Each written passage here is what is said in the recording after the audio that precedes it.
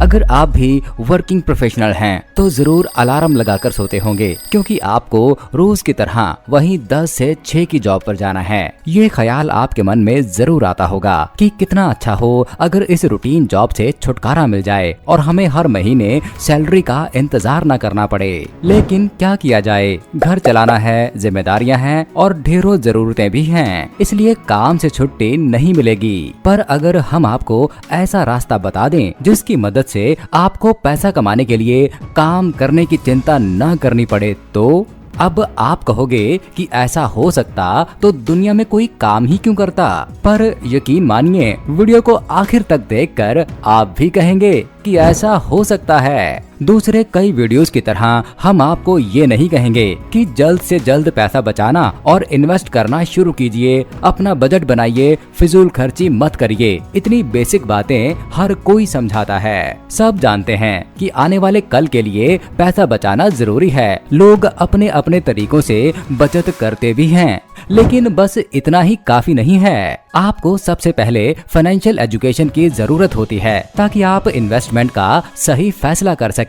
जैसे एक आम राय है कि स्टॉक मार्केट से पैसा कमाया जा सकता है। हाँ, इसके साथ लोग ये भी कहते हैं कि यहाँ रिस्क है, पर सच कहें तो रिस्क फ्री इन्वेस्टमेंट बहुत ही कम है, और है भी तो उनका रिटर्न कोई खास मायने नहीं रखता है। लेकिन अगर आपको स्टॉक मार्केट की अच्छी जानकारी हो तो आप ये फैसला आसानी से कर पाएंगे कि आपको किन स्टॉक्स में कितना पैसा लगाना है और किन स्टॉक्स में पैसा नहीं लगाना है। आपको मैं 2 रियल लाइफ एग्जाम्पल देता हूँ जिससे सारी बात समझ आ जाएगी। अमेरिका के रियल एस्टेट सेक्टर में आई गिरावट। शायद आपने साल 2008 में अमेरिकन हाउसिंग बबल बर्स्ट के बारे में सुना होगा। इसे ग्रेट रिसेशन भी कहा जाता है। साल 2000 के दौरान अमेरिका में घरों की कीमतें बढ़ने लगी थी। असल में बैंक और फाइनेंशियल इंस्टीट्यूशन घरों के लोन के बदले बहुत कम कीमत पर ब्याज देने लगे थे। हालांकि .com बबल के फूटने से इकोनॉमी को हुए नुकसान की भरपाई के लिए ये जरूरी भी था।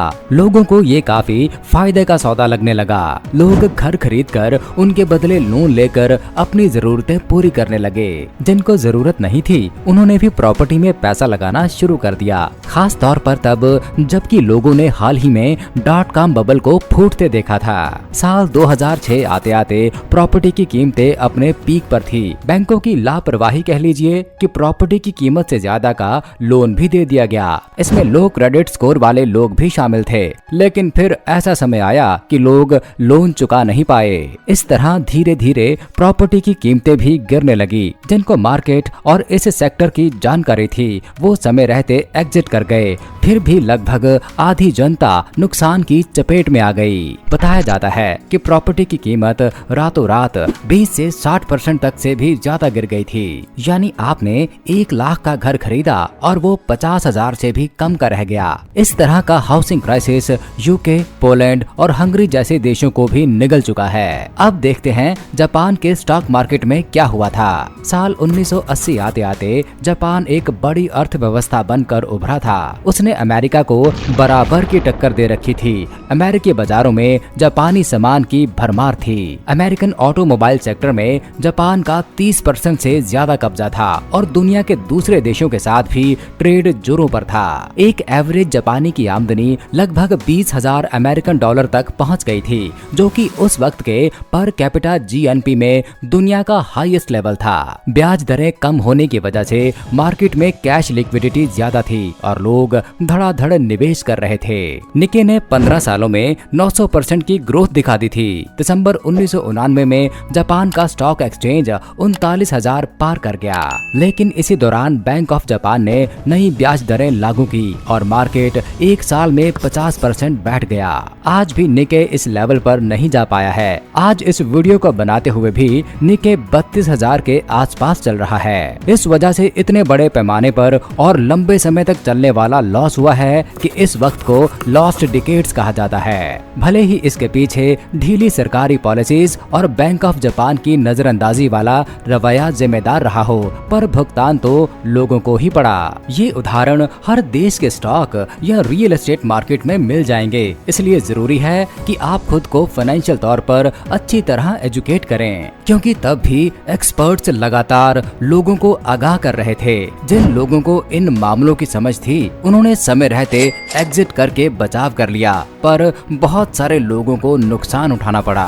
अब हम आपको कुछ ऐसे तरीके बता रहे हैं जहां निवेश करके आप इस तरह के अच्छे रिटर्न्स ले सकते हैं कि आपको सैलरी या नौकरी की चिंता न करनी पड़े। और हम आपको कुछ टिप्स भी बताते जाएंगे कि किस तरह के निवेश से ज्यादा फायदा कैसे लिया जाए। पहला नाम है रियल एस्टेट।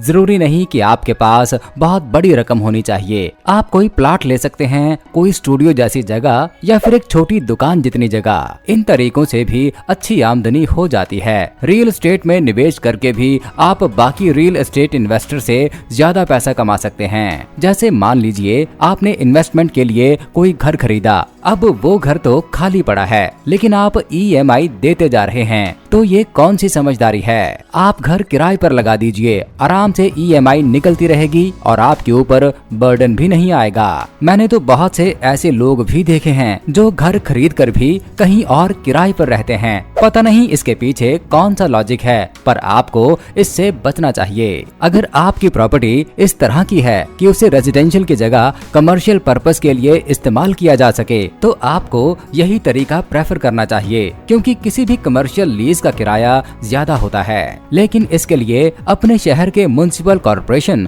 या जो भी कंसर्न अथॉरिटीज हैं, उनके नियम पता कर लीजिए, क्योंकि आमतौर पर किसी रेजिडेंशियल प्रॉपर्टी को कमर्शियल तौर पर इस्तेमाल करने की या तो इजाजत नहीं होती या उसके लिए ज्यादा टैक्स भरना पड़ता है।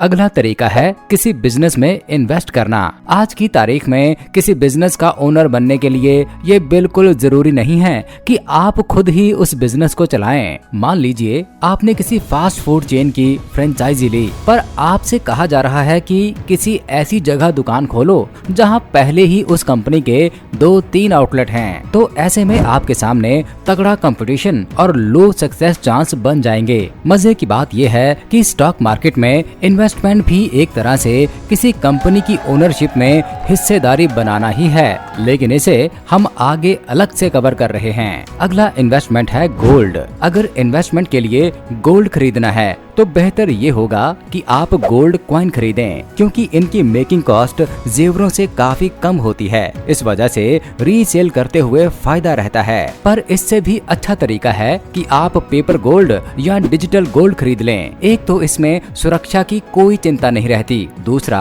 आपको इस पर इंटरेस्ट भी मिलता है। गवर्नमेंट हर साल 2 बार सॉवरेन गोल्ड बॉन्ड रिलीज करती है। आप इनको किसी बैंक से या फिर ऑनलाइन भी ले सकते हैं। स्टॉक मार्केट में निवेश। स्टॉक मार्केट में सबसे अच्छी बात यह है कि आप 100 रुपए से भी निवेश की शुरुआत कर सकते हैं। पर स्टॉक मार्केट जिस तरह छप्पर फाड़ कर पैसे देता है, इसमें रिस्क भी उतना ज्यादा है। यहाँ फिर आपकी फाइनेंशियल नॉलेज ही आपकी ताकत बनती है। नए इन्वेस्टर्स के लिए ETF काफी अच्छे और ये कंपैरेटिवली सेफ होते हैं। अगर आप ETF पर ज्यादा जानकारी चाहते हो तो कमेंट सेक्शन में बताएं। अब बात करते हैं सबसे जरूरी ऐसे इन्वेस्टमेंट की जो हर इंसान के लिए महत्वपूर्ण है और जो हर हाल में बेहतर से बेहतर रिटर्न देता है। ये इन्वेस्टमेंट है अपनी एजुकेशन पर। हमने इस वीडियो के दौरान फाइनेंशियल एजुकेशन शब्द का इस्तेमाल किया है, पर ये आएगी कैसे?